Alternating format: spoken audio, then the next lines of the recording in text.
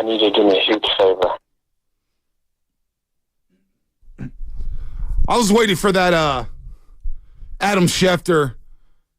And guys, breaking news here. The Washington Commanders are trading Chase Young for a third-round pick to the San Francisco 49ers. And oh, baby, that's where we'll start. Oh, baby, oh, baby, oh, baby, a Warriors Wednesday. A Warriors Wednesday brought to you by Freedman's Appliance, a trusted name since 1922. Visit freedmansappliance.com today. Good morning to everybody out there getting off their graveyard shifts. Good morning to everybody out there getting ready for work. We got Warriors or Kings later on today. We will dive into that at some point during the show. No doubt about that. We also have a big-time trade out here in the Bay Area. For the second straight year, John Lynch, Adam Peters worked their phone lines, and they get some much-needed help. Now, how much will this help? We will try to break that down, and time will tell.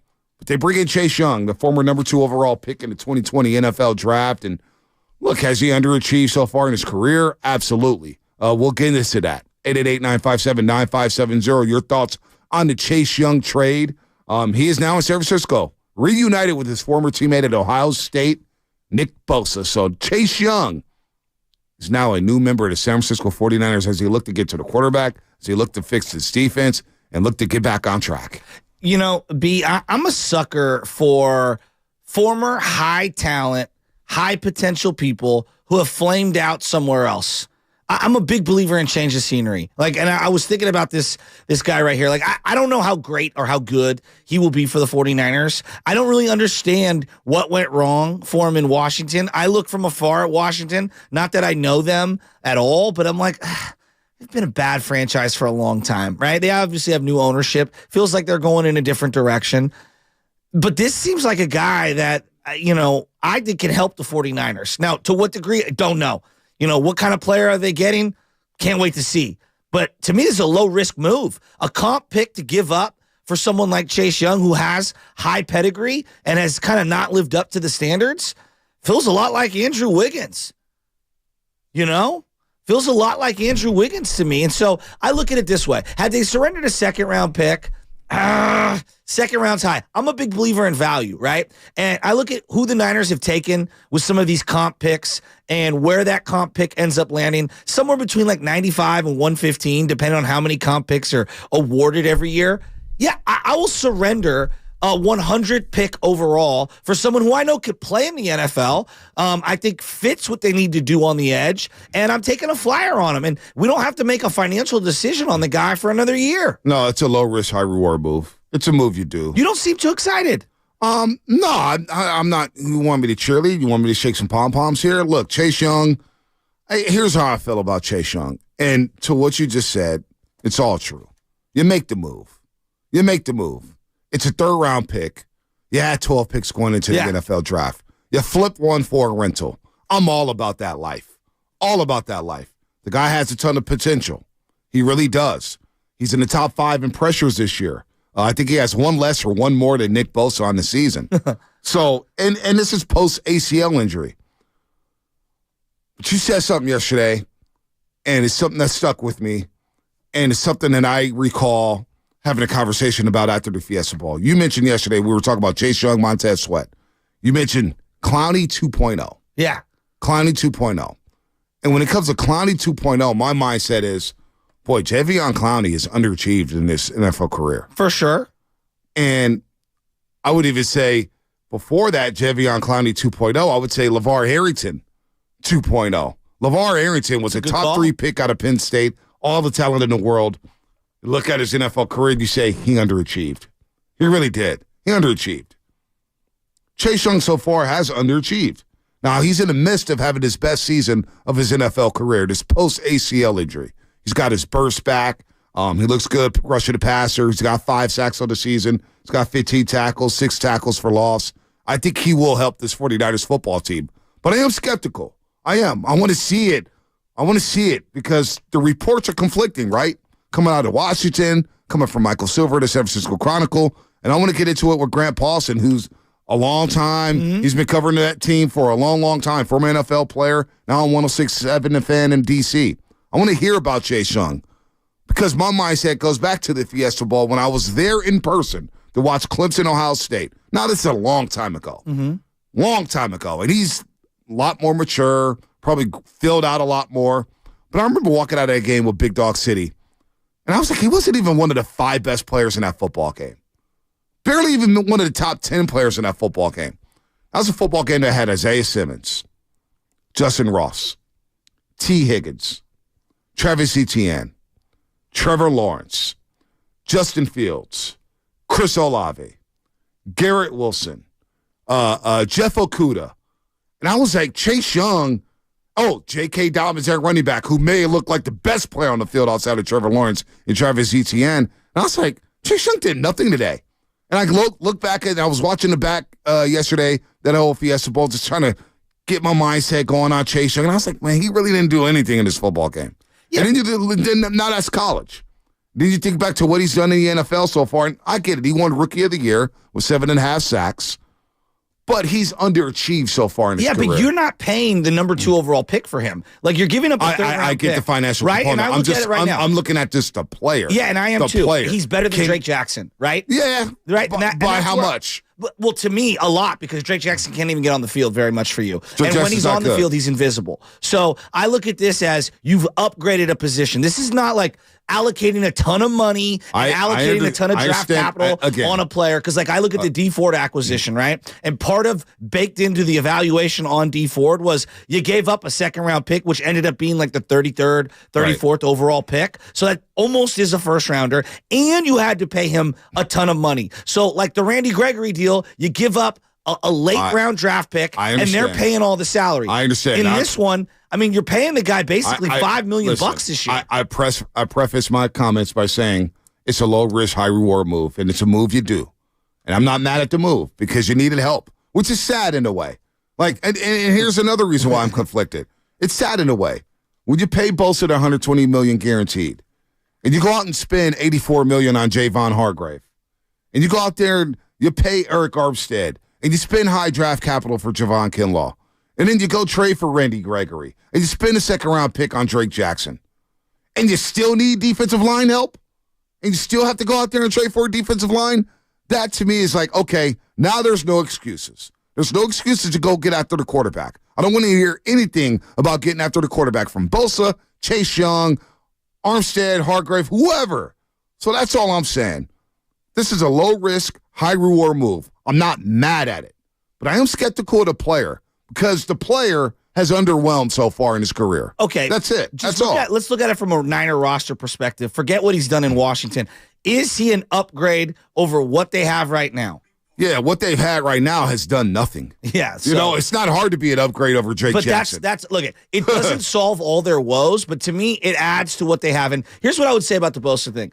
It's unfortunate that they have to continue to reinvest back into this defensive line. I mean, you referenced all the players. You didn't even reference they've spent first-round picks on Kinlaw and DeForest Buckner and all these. No, I'm saying like the draft capital that you had to use and the money, right? So they've dumped a ton of assets into the defensive line, and it is unfortunate they have to go here. But here's what I would say: when you upgrade your kitchen, you better have a nice bathroom. Otherwise, the kitchen looks crummy in comparison. And so when you spend $125 on Bosa, if you got to spend another $5 on the other edge to be able to recoup premium money on the $125, I'm okay with that. It's not the worst thing. Does it solve their secondary issues? I don't think so. Does it solve their offensive line issues? No, I don't think so.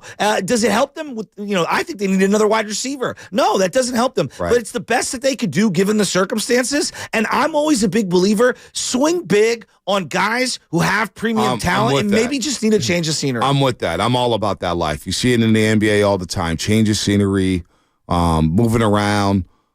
Get around this team, get around Chris Kocurek. It's a solid move for the 49ers. It shows that, look, John Lynch and Adam Peters are willing to make bold moves over and over and over again. And they tripled down on this year. So it's not Super Bowl or try again. The 49ers just told you yesterday, it's about winning this year. It's not about next year. It's about this year and maximizing this season and trying to get the best out of this roster to end up in Las Vegas for a Super Bowl. That's what it's about. It ain't no Super Bowl try again. So that, number one, that's dead. So you go bring in Chase Young, and it signals, hey, even though we gave up a third-round pick for him, we're trying to win now because we we got to get after the quarterback. We're not doing enough to get after the quarterback. So I get that. But I want to see it from Chase Young because there's been a lot more hype than actual action. Undeniable. And that's why I'm like, all right, cool. You got Chase Young. Now I need to see it. Well, this is a situation where there should be no excuses for him because you're playing with a bunch of other guys on that defensive line. You know, Sweat was a very good player. He got traded as well yesterday. I just look at value when you do these deals, right? Like last year, Christian McCaffrey, they needed a jolt in the run game. Does anyone care what they gave up for Christian McCaffrey? No. And Christian McCaffrey was a grand slam. I mean, not even a home run. It was a grand slam type of an acquisition. Look at some of the other deals that were out there. Sweat is going to be a free agent as well.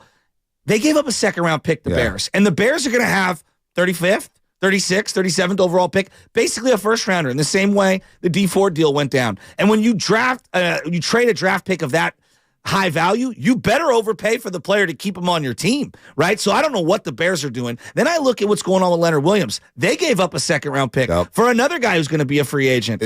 I think given the value of where we're at with a third rounder and it's a comp pick and all of their third round picks over the last couple of years, TDP, Latu. I mean, there have been some bad third round picks.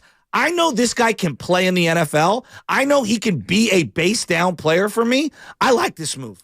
I like it a lot. I like the move. Do I love it? We'll see. You got to make me love it. But doesn't it make you skeptical of what? That Washington can get more than a third-round comp pick for Chase Young, and they got more for Montez Sweat. And, you know, Leonard Williams, the Seahawks gave up more. The way I view it from afar, I think Montez is a less injured, better player right now in terms of looking at his body of work. Right. So that's why I look at it. I'm saying, why did Chase Young not, attract more value? Why did he not attract, a second-round? This is the number 2 overall pick in 2020 in the NFL draft. And all Washington can do is get a third rounder for him. So all of a sudden, like, I like the Niners' perspective. Hey, let's bring this guy in the building. If he walks in free agency, we get another comp pick. I get all that. Financially, it makes sense. It's a low-risk, high-reward move. Again, I'll repeat myself all day long by saying that. You add him to this defensive line room, great. But why did he only garner a third-round pick? Is it because of the injury history? Is it because of the money that he's going to want in the offseason? Because Montez Sweat will want money as well. Montez Sweat, apparently, according to all the people in Washington, has been more consistent. Yeah. Craig Hoffman, who I follow, who works out there in Washington, D.C., radio host, he goes, I was following his Twitter timeline yesterday, he goes, Washington has played better when Young is off the field. That's why I can't wait to talk to Grant Paulson, because why did they only give up a third-round pick? How can they only get a third-round pick? So that's why I'm looking at it at both sides here. Yeah, For the 49ers side, it's a win. When you give up that pick and all the picks that you have, it's a win. Think about all of the top guys that have come here on like one-year prove-it deals, and Chris Kocurek has squeezed the lemon to be able to get the most out of them. I mean, nobody thought highly of Arden Key a couple of years ago. Samson Ebukam, Charles Omenihu. These are cast-off type players that they brought to this team and had big impact for this team. And really, a Chase Young third-round pick, if I told a 49er fan, he has one good game down the stretch. One good game. I think it's worth it. Like, I really do. One good game could be the difference of hosting a playoff game or going on the road the entire time or maybe even winning the NFC West. So, I would want more than one good game. Of course you do. I'm looking at the Jordan Willis acquisition, Charles Omenihu. These were mid-season acquisitions that ended up being very fruitful for the 49ers. But this is Chase Young. He has to be better than all those guys you just listed. He has to be better than those guys. Well, you didn't draft him number 2 overall. Yeah, you're giving up a third-round comp pick. But he's a guy who's probably going to start for your football team. No doubt. No doubt. He's a guy who has a lot of hype. And he provides a ton of depth, B. And I think, to me, this is a great situation for him to prove himself. Is depth good when you don't have, like, Baldy said it yesterday. When they sub out Bosa and Hargrave, this defensive line is very mediocre. Wow. Very mediocre. So is depth even depth? I looked at Philadelphia and I say that's depth. Of course. That's depth. They got like 7 starters on their defensive line. That's the best defensive line room in all of football. Best defensive line, hands down. I just need to see it from Chase. Well, look, if you're asking, I'm looking at it right now, Antonio Bryant was a guy who was in your rotation as a defensive end. Like, he's not going to. he's not cracking any lineups. So now you got Randy Gregory. Right. You've got him. Who knows where this leaves Drake Jackson? I mean, obviously it's not a vote of confidence for him. And, Givens has had moments this year. Kinlaw had a decent start to the year. Feels like he's faded since then. I don't think you can ever have enough good players. And so I want to add somebody that I know can play. He's 24 years old. Yeah, I think this is a proven opportunity, a change of scenery spot for him. And if he can get right with this particular defensive line, I think it's a win-win for us. No, is it fair to be skeptical though? Oh, no doubt. Is it fair to look at all angles of the situation? Well, look, I referenced Arden Key as somebody who came here and had a nice little run. Cleveland Farrell, he's shown a little, but most people wanted more. They don't make a deal like this if Cleveland Farrell's a little better, if Drake Jackson ascends, right? Drake Jackson's been, you heard Baldy very yesterday. Disappointing. Baldy said he's the biggest disappointment possibly. All right, I'll let Baldy say it. There's one disappointing player on this whole team right now. It's Drake Jackson. Because I saw such promise last year. Yep. And I saw ankle flexion. I saw effort. I saw all that. I haven't seen him do anything. You can have all the talent in the world. I mean, if you're not hitting the quarterback in this business, I mean, you're just taking up a roster spot. Peter King, we'll get to the calls in a second. 888-957-9570. How would you grade this trade for the 49ers? Do you like it? Do you love it? It's hard not to like it. I get that. It's hard not to like it for what you gave up. Well, I got no problem with that whatsoever. Bring him into the building. Let's see what he has. Maybe a change of scenery helps him. Maybe Chris Kosaric helps him. How will he adjust to the wide nine? What do they run at Washington? Do they run a wide nine? See, that's a great question. How will he do that? How will he affect the wide nine? How would that help him? That spacing that he gets in the wide nine. Does he play the run well? How well because that's the other problem with defensive line. For the last 3 weeks, teams are running the football on them.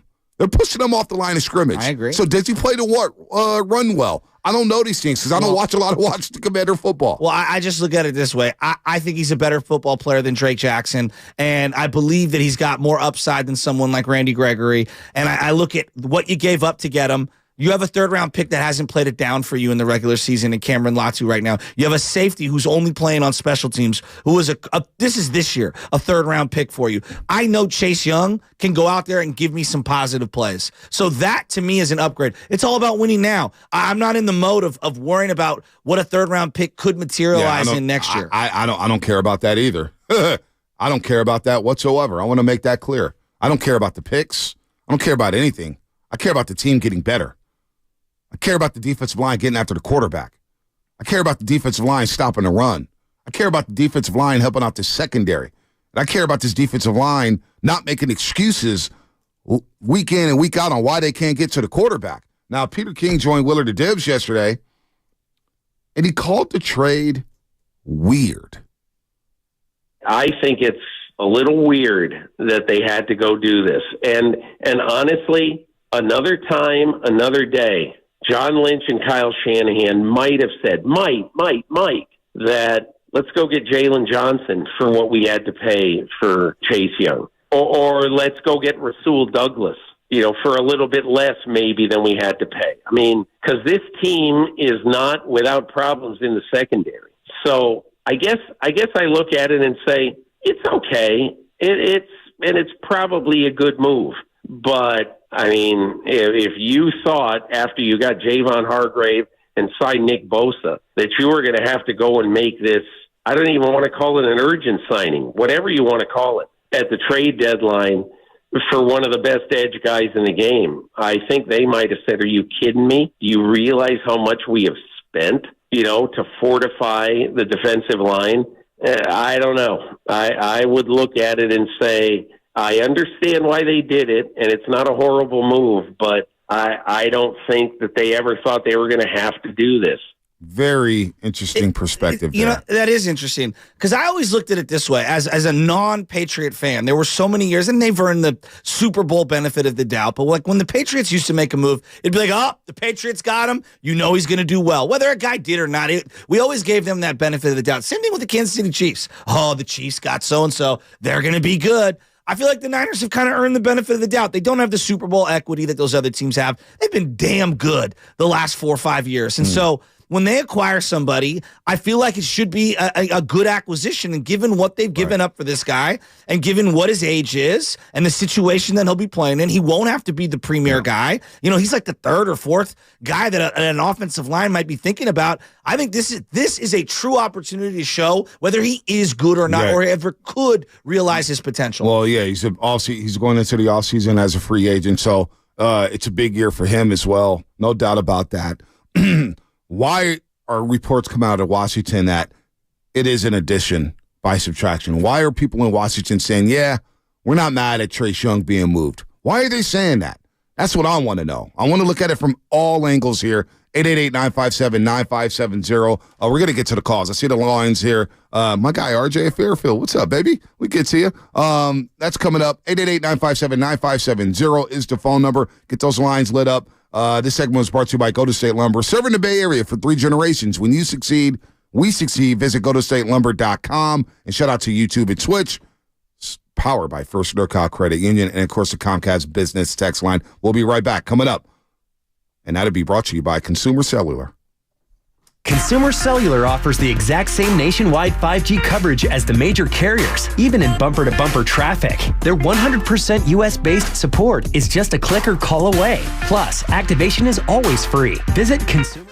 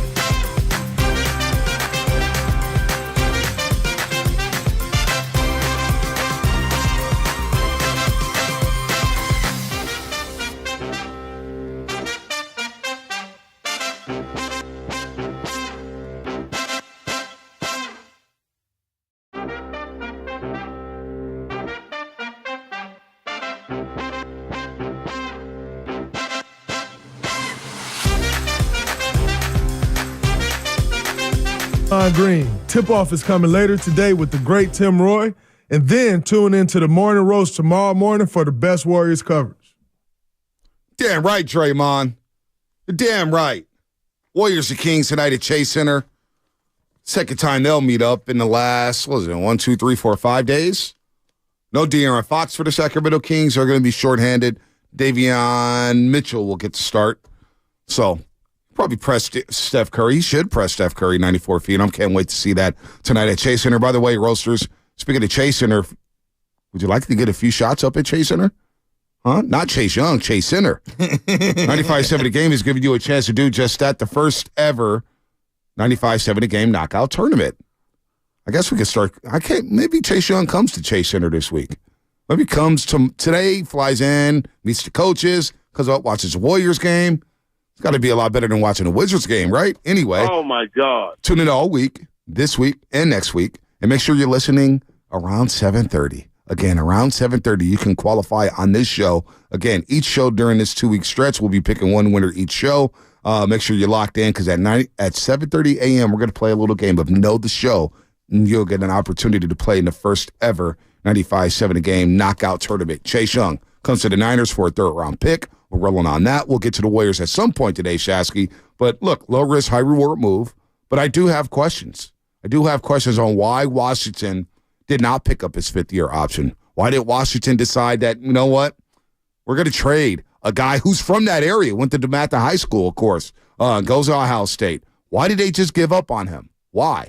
Well, I mean, look around the league. There's a lot of dumb teams making a lot of dumb decisions. I mean, why did Tennessee give up A.J. Brown? I have no idea. Okay, but you know what I'm saying? Dumb. I'm not saying that's who Chase Young is. Yeah, I hear what you're saying. But teams make dumb decisions all the time. That's my big takeaway. I'm looking at what Ryan Poles is doing. He made a really smart move to trade that pick last year and get that pick from Carolina. Carolina might not win a game for crying out loud. So you're going to have multiple picks. And then he does two dumb trades for Chase Claypool last year, which ends up being almost a first-round pick, which the Steelers take Joey Porter Jr. with. And then yesterday trades for a guy that you could just pay for in free agency and gives up the same kind of high draft pick. The Niners once, at one time, traded out of the number 2 pick to get the number 3 pick and made a bunch of bad decisions. Sometimes teams make horrific, assessments. And sometimes guys just need change of sceneries. We saw that with Steve Young, obviously in the 80s, totally different era. But things like this happen. I look at it more of like a vote of confidence for the Niners. They needed a jolt, number one. And number two, every year, I look at this front office, though they can't shore up every single flaw. It's really difficult. I wanted a corner. I wanted maybe another offensive lineman. It takes 2 to tango. They signed an offensive lineman to the practice squad. I don't know if you saw that. Well, they need one because they're going to have Feliciano or whoever play guard with Banks being out. Right. But, I would like them to have done more, but at least they did something. And I look at it this way. They get credit for that. Every year, they've swung. Emmanuel Sanders, Charles Omenihu, Jordan Willis. Obviously, Christian McCaffrey's a huge headliner here. If this guy has anything close to what Von Miller did for the Rams, we'll be doing cartwheels. Oh, if he's Von Miller, we're talking about a Hall of Fame. No, I'm just saying with the Rams. I mean, I know with the Rams. Sacks I know. The playoffs and the regular season we're talking all pro territory. If you're getting somebody who replicates what Von Miller did, then damn. Then we're talking about re-signing Chase Young long term. Well, and even if you can't, let's say hypothetically, he stinks and he signs somewhere else, you're going to get a comp pick somewhere because of him. If he balls out and you can't afford him and he signs someone else, well, you get that comp pick back. So to me, this is a nice, shrewd acquisition for the Niners. It doesn't shore up all their weaknesses, but I like it. I like it a lot. Do I sound like I don't like it? I think you're skeptical because of what happened in Washington, and I understand that perspective, but I look at it this way. Washington has been a really bad organization for a long time. Yeah. And I think there's a lot of people that just, like Terry McLaurin would need a change of scenery, I'm looking at this. Sweat probably needs a change of scenery. I'm thinking, why didn't Chase Young blow up when he's playing next to Montez and Sweat? Josh Allen? And Daron Payne and Jonathan Allen. Like, they've got ballers on that defensive line in Washington. And yet, I don't know. It just left something on the table. But they haven't had an offense complementary where they can get leads and actually pin their ears back and rush the passer. I think it goes both ways. I don't know about every game. I don't know about every game. I haven't watched every Commanders game. That's why I have these questions. I have these questions, and he has been hurt, which has been a problem. Let's go to the lines. Joel and Soledad. Joel, is it Soledad? Where's Soledad at, Joel? It's a community about 35 minutes from Monterey, Pebble Beach. Oh, okay, good deal. Yeah. Okay, yeah, nice how deal. are you, gentlemen? Oh, we're good. Doing well this morning. Good. Yeah, I just wanted to talk about the Chase Young. I think it's a good move because they know that they need the help. It's not going the way they planned. And since the Seattle got Leonard Williams, Seattle is really, they're in it. And they know that we had to make a counter move.